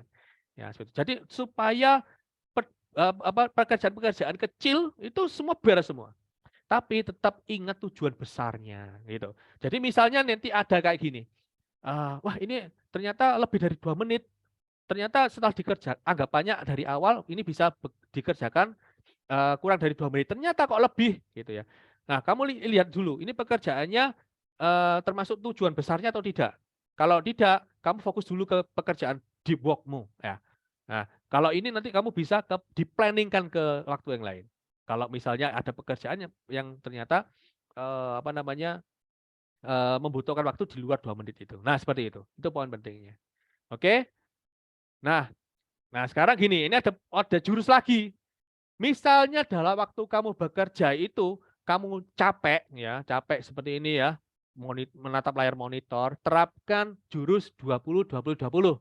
Yaitu kamu bisa kok istirahat 20 menit setiap ya, setiap 20 menit kamu beristirahat. Setiap kamu 20 menit bekerja, istirahat selama 20 detik untuk menatap benda-benda yang sekiranya itu jaraknya jauh ya, bergantian. Jadi nggak menatap fokus pada layar laptop atau layar gadgetmu seperti itu. Jadi ini adalah sebuah metode untuk beristirahat sekejap untuk memulihkan kondisi dan bisa kamu meneruskan pekerjaan dengan optimal seperti itu. Oke, kita sudah pada penghujung materi, kesimpulannya 3 simpel. Ya, ketika kita masing-masing ingin bisa lebih manage waktu dengan baik, pertama memang harus identifikasi prioritas dan fokus ya. Kemudian jangan lupa buat jadwal dan atur waktu ya sesuai dengan apa yang kita pelajari dari Benjamin Franklin tadi ya. Kemudian dan evaluasi selalu perbaikan diri. Jangan terbebani semua harus sempurna di awal karena yang sempurna itu tidak ada. Yang ada adalah continuous improvement atau prinsip Kaizen kalau di Jepang. Ya. Prinsipnya apa sih gunanya evaluasi? Itu adalah supaya kita tahu yang bisa kita tingkatkan ke depan itu apa. Ya, misalnya kamu sudah punya jadwal, tapi masih belum ada ini yang ada beberapa yang jadwal ini yang nggak terlaksana. Nggak apa-apa, evaluasi. Kenapa nggak bisa terlaksana? Bisa jadi masukan rencana untuk berikutnya. Jadi intinya adalah kamu harus memacu dirimu untuk continuous improvement. Oke. Dari sini materi selesai. Terima kasih atas perhatiannya. Mungkin akan saya kembalikan kepada moderator. Silakan Mas Yuri. Terima kasih. Terima kasih Mas Adip. Tepuk tangan dulu dong buat Mas Adip, luar biasa. Jadi ini juga bagian apa ya istilahnya Mas Adip ini melakukan hal yang dibicarakannya gitu ya, walk the talk istilahnya gitu ya. Jadi kemarin tadi kita sempat bicara ini waktu presentasinya berapa Mas Adip 1 jam. Wah ternyata pas 1 jam gitu ya. Jadi manajemen waktunya juga sudah dilakukan oleh Mas Adip sendiri gitu ya. Terima kasih Mas Adip atas materinya, menarik sekali. Kalau tadi saya menarik tuh yang tadi row yang 20-20-20 tuh. Berarti 20 menit bekerja terus 20 detik istirahat gitu ya, menatap sesuatu yang berjarak 20 meter gitu ya. Ya. Betul ya. Menatapnya harus yang gimana nih? Maksudnya serius gitu atau santai-santai gitu ya? Jadi gini Mas Yuri. Jadi istirahat sekejap itu ketika Anda bekerja, misalnya contoh bikin laporan nih komputer gitu ya. Ya, bikin komputer atau mendesain sesuatu dalam komputer. Pasti mata capek gitu. Kalau terus-menerus menatap komputer, makanya ada sebuah metodologi 20-20-20 itu. Jadi di mana ketika kita sudah merasa bekerja 20 menit, ya, kita punya waktu 20 detik untuk beristirahat, untuk menatap sesuatu hal di luar yang lain selain monitor, itu kira-kira ya yang jaraknya jauh, misalnya contoh jendela seperti itu, atau mungkin suatu kalau Anda bekerja outdoor ya pandangi pohon-pohon seperti itu. Jadi pandangi sesuatu hal yang jauh untuk bisa mengistirahatkan mata kita dalam sekejap itu tadi, sehingga kita bisa punya refresh, mata tidak terlalu lelah dan kita bisa kembali lanjut bekerja. Seperti itu sebenarnya Mas Yuri. Mantap. Kalau ngelihatnya gebetan gimana, Mas Adi? Oke, nggak masalah kalau lihat aja ya. Kalau itu sebenarnya kan vitamin ya. Oke. Motivasi lebih gitu ya. Ya, Wah, gitu. liatin gebetan gitu ya. Ya kayak saya, misalnya misalnya bekerja di rumah, lihat anak istri gitu, itu menjadi motivasi gitu loh. Oh, Nah, nah seperti itu. Jadi anak sedang bermain, istri sedang melakukan tugasnya di rumah. Oh, itu motivasi, itu membuat refresh saya. Nah, akhirnya setelah melihat sekejap, oke lanjut bekerja lagi. Seperti itu Mas Yuri. Jadi sebenarnya sangat fleksibel lah. oke, terima kasih Mas Adit. Nah, sekarang untuk teman-teman Fasil gitu ya, audiens sekalian, apakah ada pertanyaan untuk Mas Adit nih setelah mendengar paparannya Mas Adit? Silakan apabila ada yang mau ditanya. Tadi sudah ada Kak Ayuning ya yang sudah bertanya dan pertanyaannya juga ternyata relevan gitu ya dengan materinya. Silakan kalau ada yang bertanya lagi, silakan waktunya ada untuk 2 penanya, silakan. Apabila ada yang mau bertanya. Sebelum kita ada ini, seperti yang tadi Mas Goris sudah sebutkan juga nih di chat gitu ya, ada apa namanya giveaway, ada door prize juga gitu ya, ada challenge juga gitu ya, nanti akan dijelaskan. Sebelumnya ada pertanyaan, silakan waktu dan kesempatannya. Silakan langsung di open mic aja. Halo, selamat sore. Selamat sore. Selamat sore. Silakan perkenalkan dulu namanya dan langsung pertanyaannya. Silakan. Oke, sebelumnya makasih banyak ya kepada coach nih, Kak Adib, bagus banget materinya gitu dan relate juga sama kegiatan kita sekarang.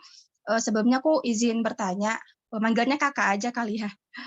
Izin bertanya Kak, kebetulan aku memang udah menerapkan gitu prinsip to do list ini dan agak relate juga sama salah satu konten yang mungkin Kak Adib tahu juga di 1% terkait to do list ini.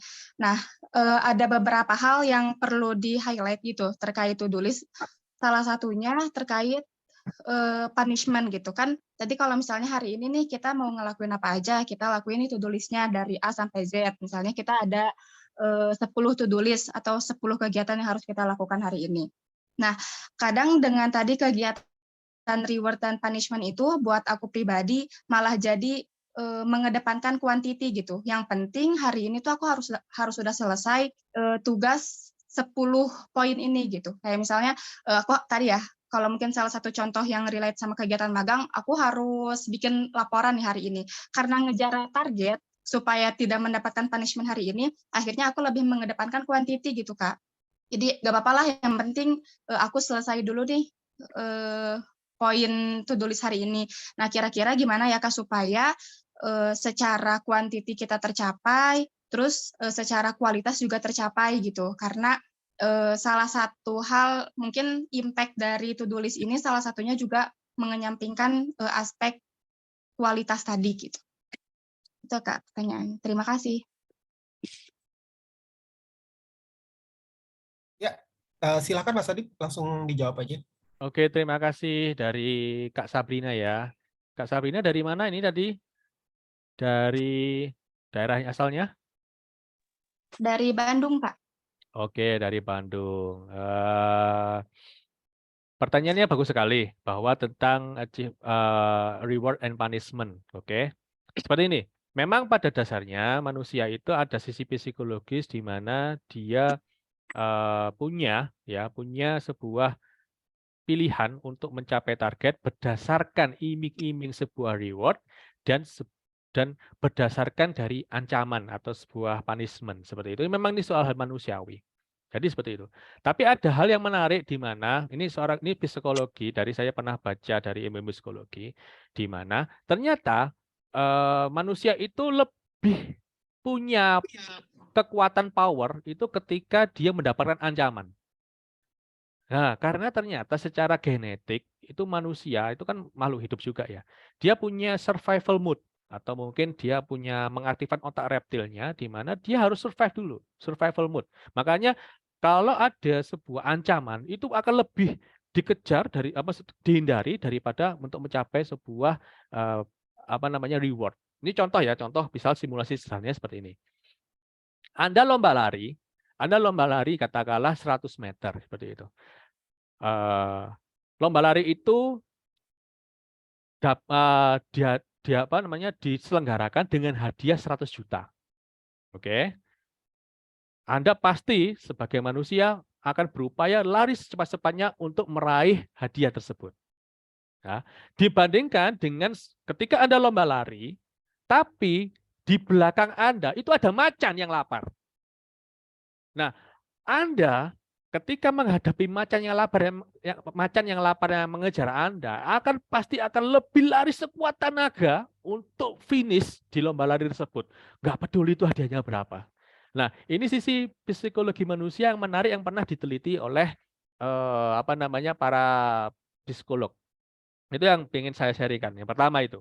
Nah, berkaitan dengan reward and punishment dalam hal bekerja itu memang sudah beberapa diterapkan di banyak perusahaan. Cuman di sini bedanya adalah reward and punishment itu memang sudah ada tolak ukurnya atau sudah ada ukuran ketetapannya masing-masing gitu.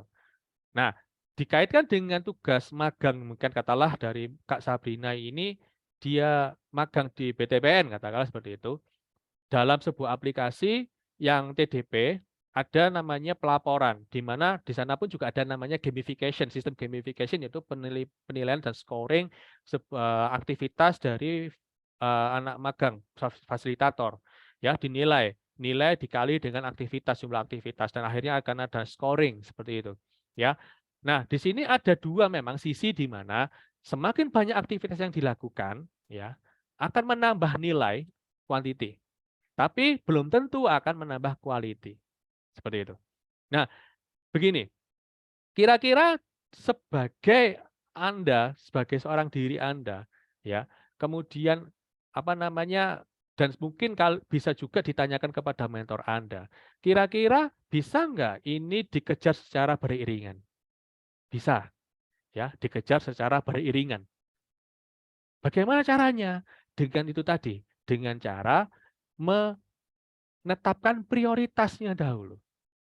Prioritas. Jadi ketika Anda sedang punya banyak tugas, skala prioritas mana yang harus dikejar? Oke.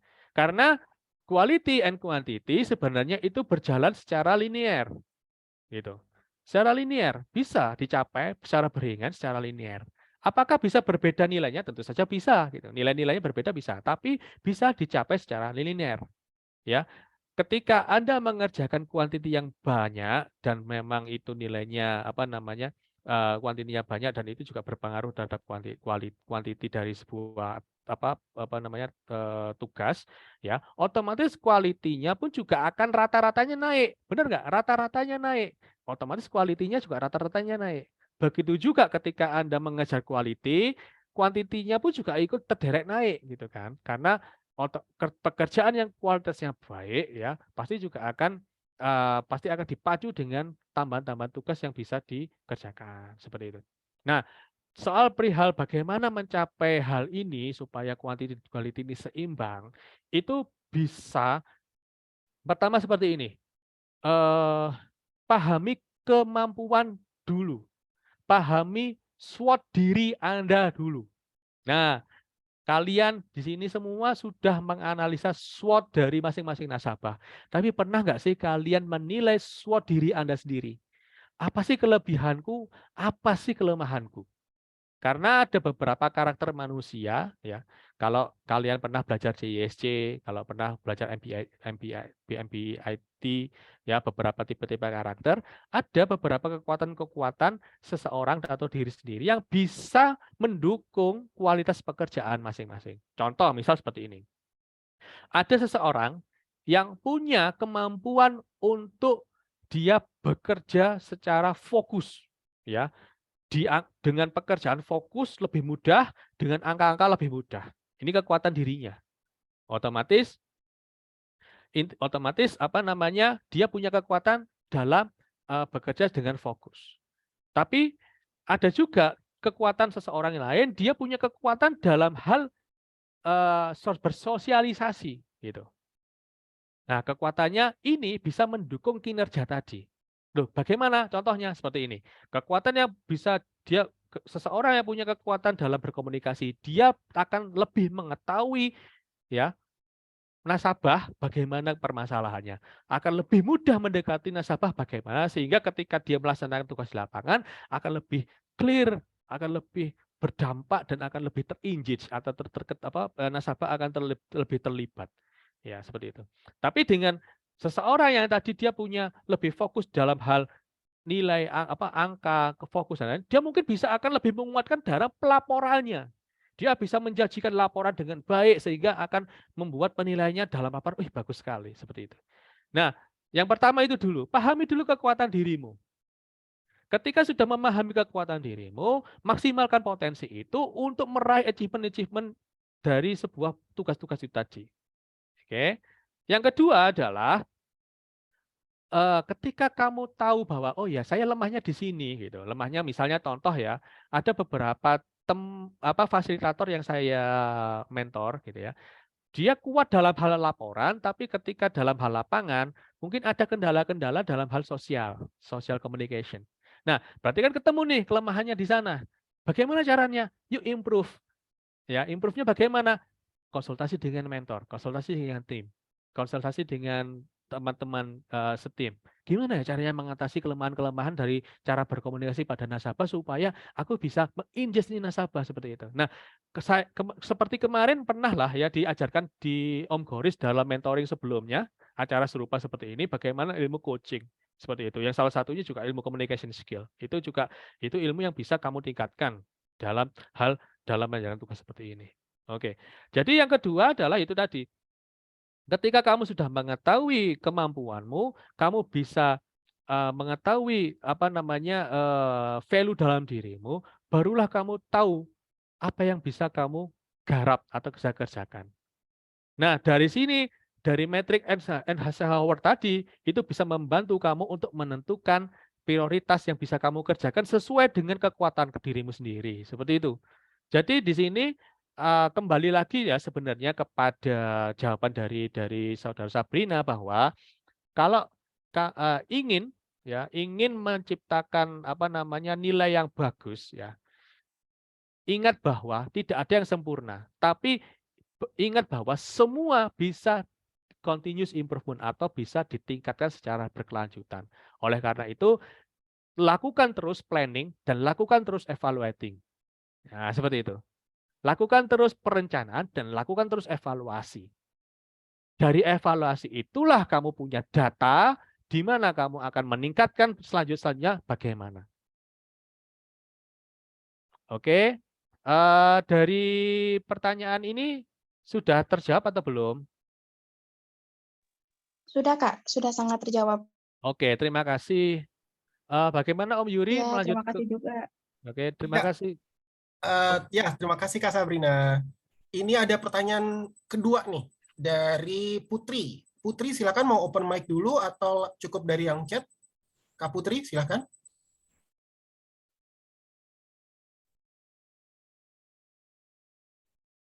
Kak Putri. Mungkin Oke, kalau nggak ada, saya langsung jawab aja ya. betul boleh. Silakan Coach. Saya baca Putri, misal contoh, Coach, jika rencana aktivitasnya sudah disiapkan namun pada saat implementasi tidak sesuai karena faktor yang tak terduga. Bagaimana tips dan cara untuk menyikapi hal tersebut agar tidak mengganggu rencana aktivitas selanjutnya? Nah, ini pertanyaannya bagus sekali dan sangat relevan dan terjadi sering juga. Bahwa kita tahu sendiri bahwa sebagus apapun rencana, pasti ada sesuatu hal yang tak terduga ya. Jadi kalau orang bilang shit will happen, will happen gitu ya. Jadi sesuatu hal yang sangat aduh ini mengganggu sekali gitu. Bisa macam-macam tergantung levelnya nanti. Ya, bisa mungkin katakanlah kemarin ada salah satu fasilitator saya yang kebetulan dapat musibah kecelakaan seperti itu ya. Jadi force major lah ya. Kemudian ada mungkin yang dicuekin dengan nasabah, macam-macam kondisi di lapangan seperti itu. Walaupun kita sebenarnya sudah memplanning hal tersebut. Nah, gini, dalam ilmu manajemen project management seperti itu. Ketika kita sudah merencanakan sesuatu dan kemudian ada sesuatu hal terduga terjadi dan ini misalnya dinilai bisa menghentikan aktivitas pada kegiatan tersebut, segera berubah ke rencana selanjutnya, ya. Nah, inilah gunanya kita membuat sebuah perencanaan. Karena rencana itu tidak hanya satu. Rencana itu kan pasti ada beberapa aktivitas-aktivitas. Ketika ada sesuatu hal terjadi yang mengganggu rencana, misalnya katakanlah rencana nomor 1 gitu ya, segera beralih ke rencana nomor 2. Segera beralih ke rencana ke aktivitas nomor 3 dan seterusnya. Ya. Yang pasti kita konsisten terhadap waktu. Oh, waktu timeline sini. Nanti ketika kalian melakukan laporan, jelaskan bahwa sesuatu hal tersebut yang terjadi itu apa. Ya. Konsultasikan, laporkan kepada atasan, laporkan kepada mentor. Hal ini seperti ini. Nanti bisa topik gangguan seperti ini bisa menjadi pembahasan dalam meeting selanjutnya, gitu.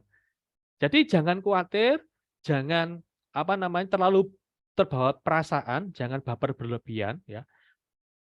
Percayalah bahwa sesuatu hal yang direncanakan dengan baik, hasilnya tidak akan jauh-jauh dari rencana, gitu. Ya. Jadi rencana yang baik, rencana yang smart, yang achievable, walaupun nanti ada gangguan, dia tetap akan bisa achievable sesuai dengan seperti tadi. Seperti itu. Jadi menyikapinya harus dengan yang positif mindset. Nah, seperti itu. Ya, positif mindset. Jadi jangan negatif. Karena apa? Apa yang kita kerjakan sesuai dengan pola pikir kita. Kalau pola pikir kita di awal, di pagi hari itu kita sudah merencanakan sesuatu dengan hal yang baik, kita sudah menanamkan pertanyaan dalam diri bahwa saya akan melakukan kebaikan ini, gitu ya. Itu nanti akan kembali juga pada diri kita juga kebaikan yang akan kita rencanakan. Seperti itu. Karena niat yang baik itu sudah dihitung pahala. Niat baik yang terlaksana itu sudah dihitung pahala berlipat ganda. Seperti itu. Oke, seperti itu Mas Yuri. Bisa lanjut ke pertanyaan yang lain atau Ya, sudah ada berikutnya tanggapan dari Putri? betul, ada Kak Wulan, tapi pertanyaan ini agak mirip-mirip dengan Kak Ayuning tadi nih, terkait kalau udah males gitu ya, dan nggak enjoy. Nah, kalau udah nggak enjoy itu gimana, Coach? Kalau nggak enjoy itu sebenarnya gini, ada 2 hal, ya.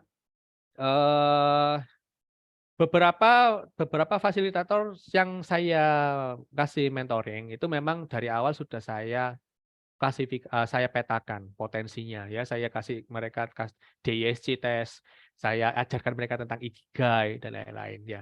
Nah, tapi dalam hal ini, misal anggaplah bahwa kita belum mencari Ikigai kita belum tahu karakter kita, kemudian kita sedang melaksanakan tugas dan itu tugas yang nggak sama sekali nggak enjoy, ya. Nah, itu gimana gitu? Caranya seperti ini. Mungkin Anda sedang butuh rehat sejenak. Ya, makanya tadi ada materi pagi hari tentang materi psikologi, ya kan? Itu sebenarnya sangat membantu Anda bagaimana cara-cara kalian melakukan self healing, ya. Self healingnya Anda itu bagaimana? Ya, ilmu-ilmu psikologi itu kalian juga harus pelajari. Gimana sih cara memotivasi diri sendiri? Bagaimana sih cara berpikir terus selalu berpikir positif? Bagaimana sih cara supaya lebih bijaksana dalam memandang sebuah persoalan. Nah, itu juga ada sebuah materi-materi pembelajaran diri yang memang kita harus laksanakan. Nah, tapi langkah di sini ya misalnya katakanlah, waduh coach saya sudah kadung nggak enjoy. Kamu butuh istirahat dan kamu konsultasikan kepada seseorang yang lebih pakar. Yaitu siapa? Itu mentor kamu. Gitu. Nah, mentor kamu kasih ajak ngobrol. Kamu konsultasi kepada mentor. Bagaimana cara supaya kamu bisa melaksanakan tugas walaupun sebenarnya kamu sudah gak enjoy gitu. Nah, bagaimana cara tips-tipsnya gitu. Karena nanti ini perlu pendekatan secara pribadi berkaitan dengan motivasi diri, berkaitan dengan motivasi eksternal, ya itu. Jadi manusia seperti tadi ya, manusia itu ada 2 macam motivasi. Motivasi yang dikasih reward dan motivasi ketika diberikan ancaman. Dan terus terang, motivasi yang paling terbaik itu kalau motivasi dikasih ancaman. Ini sudah sesuai ilmu psikologi loh. Seperti tadi yang analogi yang pada saya saya jelaskan sebelumnya. Kalau kamu dikejar macan itu pasti akan lebih cepat daripada kamu dikasih iming-iming hadiah. Gitu. Jadi fear factor ya, kalau makanya ada acara namanya fear factor itu ya. Itu sebenarnya acara yang sebenarnya juga mengeksploitasi sisi psikologis manusia. Karena manusia pada dasarnya dia punya ketahanan survival mood ya. Manusia punya dua hal naluri, yaitu berkembang biak ya. Kedua yaitu survival mode. Nah, ini naturalnya manusia, naturalnya makhluk hidup dimanapun. Makanya manusia pembedanya apa? Manusia pembedanya adalah adanya pertama agama, adanya adat istiadat, adanya bahasa. Ya, makanya kenapa kita beda dengan makhluk hidup yang lain. Seperti itu. Oke, mungkin dari sini ada tanggapan, silakan. Atau mungkin bisa lanjut ke pertanyaan selanjutnya. Ya, Coach Adib, mungkin karena waktunya juga kita terbatas ya, Coach Ya. Adib. Jadi mungkin pertanyaannya dicukupkan untuk 4 penanya tadi gitu ya.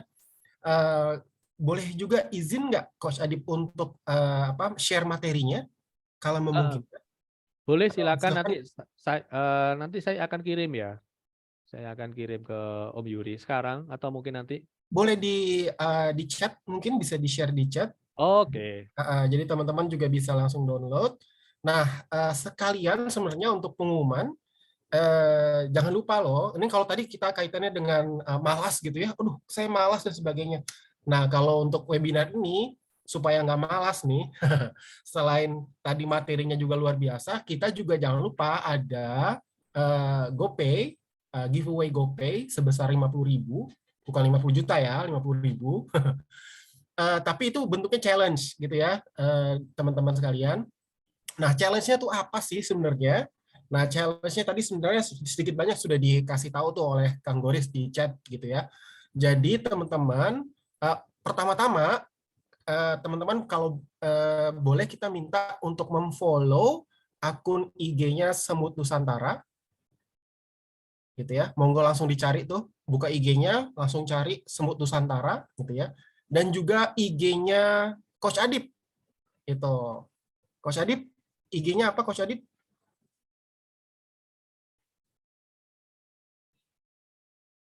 Kalau Semut Nusantara, @semutnusantara, langsung dicari, langsung di-follow, gitu ya, jangan lupa untuk di-follow akun IG-nya. Nah, kalau Mas Adib, akun IG-nya adalah @adibfh, gitu ya. Nah, materinya juga sudah disampaikan di materi chat, jadi teman-teman silakan untuk download materinya kalau memang memerlukan. Nah, challenge-nya itu adalah bagi teman-teman untuk membuat materinya sebenarnya to-do list gitu ya, SMART gitu ya, dan terakhir Eisenhower Matrix gitu ya. Jadi ada 3 itu yang harus dibuat oleh teman-teman. Silahkan dibuat lalu nanti diposting, entah nanti di foto gitu ya, hasil to-do list-nya teman-teman di foto, lalu diposting di story atau di postingan teman-teman di IG teman-teman. Dan jangan lupa untuk mention kami gitu ya, Semut Nusantara, dan juga Mas Adib, Coach Adib, gitu ya, teman-teman. Jadi ingat ya, waktunya sampai kapan, Mas Adib, Coach Adib? Kita kasih waktu sampai kapan nih untuk teman-teman challenge-nya ini? Waktunya sampai besok jam 12 siang ya. Besok jam 12 siang gitu ya, jam 12 siang tepat gitu ya. Jadi jangan sampai telat untuk memposting challenge-nya untuk teman-teman ya. Ingat ada hadiah sebesar Rp50.000 berupa GoPay gitu ya. Nah, itu dari Kang Rivi ada tuh Instagramnya Semut Nusantara, jadi langsung di-follow. Mas Adib juga jangan lupa di-follow juga, lalu ketika challenge langsung di-mention baik Semut Nusantara maupun Adib gitu ya. Nah, untuk terakhir Mas Adib boleh minta bantuannya untuk kita kan ada 2 buku nih, giveaway juga 2 buku. Nah, 2 bukunya kira-kira akan dikasih ke penanya yang mana nih? Ada 4 orang penanya. Ada Kak tadi Sabrina ya, lalu ada Kak Ulan, ada Kak Putri, dan juga ada Kak Ayuning. Nah, kira-kira dari 4 penanya, kira-kira yang akan menjadi akan yang mendapatkan buku, 2 buah buku dari Semut Nusantara? Siapa, Mas Adib? Oke, yang jelas penanya pertama ya, karena sudah berani open mic dan memang pertanyaannya bagus dan Berarti relevan. yang open mic ya, yang Kak Ya, Sabrina ya? Sabrina, oke. Kak Sabrina, terima kasih Kak Sabrina. Selamat untuk Kak Sabrina juga mendapatkan 1 buah buku dari Semut Nusantara. Mohon Kak Sabrina nanti juga, yang kedua dulu deh, yang berikutnya, pemenang keduanya, silakan. Yang kedua,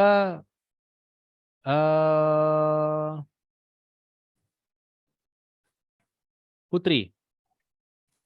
Kak Putri, oke, tepuk tangan untuk Kak Putri. Selamat Kak Putri. Jadi Kak Putri dan Kak Sabrina, Ya. tolong kirim DM ya ke Semut Nusantara, ke IG kami, detail alamatnya gitu ya, untuk kami mengirimkan bukunya untuk Kak Sabrina dan Kak Putri.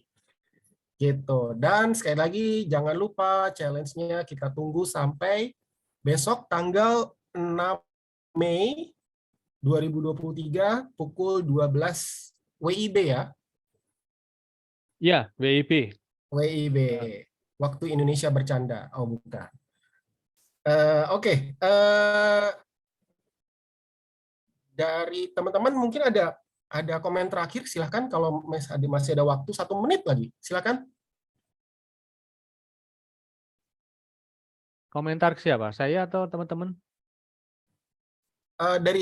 Dari audiens, Coach Adib. Ada komentar terakhir? Kalau nggak ada, oh ya ini tadi ada satu lagi yang akun IG yang harus di-mention gitu ya, yaitu Sahabat Daya tentunya. Saya lupa tadi. Jadi ada 3 akun IG yang harus di-tag di story maupun postingannya teman-teman, di challenge-nya yang akan diikuti, yaitu akunnya Semut Nusantara, akunnya Sahabat Daya, dan terakhir akunnya Coach Adi, gitu ya. Jadi langsung di-follow ketiganya, langsung bikin tadi to-do list, smart-nya gitu ya, terus matrix Eisenhower-nya, jangan lupa sebaik mungkin. Nanti di posting, nanti akan kita pilih yang sekiranya terbaik. Gitu ya, Coach Adib ya, betul ya? Ya, benar sekali Om Yuri. Siap. Oke, terima kasih Coach Adib atas waktunya, luar biasa sekali. Jangan bosan-bosan juga untuk Kita foto nanti. bersama nggak ya Om? Oh ya, boleh. Kita foto dulu. Kang Rifki, silakan Kang Rifki. Boleh di open videonya.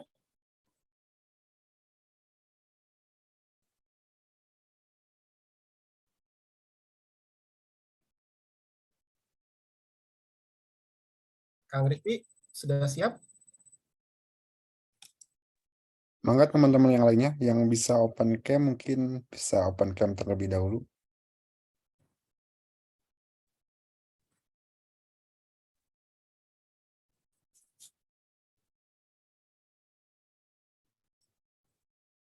Sudah semua? Oke. Oh, lagi pada ini semua, lagi ada merapikan. Merapikan tampilannya dulu nih semua. Harus ini dulu, harus cantik gitu ya. Silakan yang lain, Kak Brian, Kak Denisa, Kak Ai, kalau bisa open cam. Kalau nggak bisa nggak apa-apa. Jangan lupa juga nanti posting juga ya, kalian bisa posting acara kali ini dan mention kita ya, Semut Nusantara dan Coach Adib. Nanti di fallback ya, Kang Rivi ya, nanti kita fallback deh. Fallback, siap. Oke, silakan. Mungkin langsung kita ambil foto ya. Satu, ada yang mau lagi Kak? Nggak ada ya? Oke, 1, 2, 3, bergaya. Oke. Sekali lagi. Gaya bebas. Ini bebas. 1, 2, 3, gaya. Yep. Terima kasih semuanya. Iya, terima kasih Kang Rifki. Oke, ya terima kasih untuk teman-teman juga atas kehadirannya di webinar kita kali ini. Mohon maaf atas segala kekurangan atau kesalahan yang kami ucapkan. Jangan lupa juga untuk stay tune ke tadi IG kita ya, untuk melihat apalagi yang mungkin baru webinar-webinar berikutnya maupun konten-konten yang mungkin bisa membantu teman-teman dalam memperkaya tadi soft skill gitu ya, life skill dan soft skillnya gitu ya, seperti tadi Mas Adib ceritakan. Oke, terima kasih. Sekali lagi jangan lupa ikut challenge-nya gitu ya. Sampai besok kita tunggu. Hadiahnya juga lumayan gitu ya. Nggak bikin males lah, nggak bikin mager, lumayan gitu ya. Terima kasih atas perhatiannya. Wabillahi taufiq wal hidayah. Wassalamualaikum warahmatullahi wabarakatuh. Waalaikumsalam warahmatullahi wabarakatuh. Terima Bye-bye. kasih. Sampai ketemu. Ya.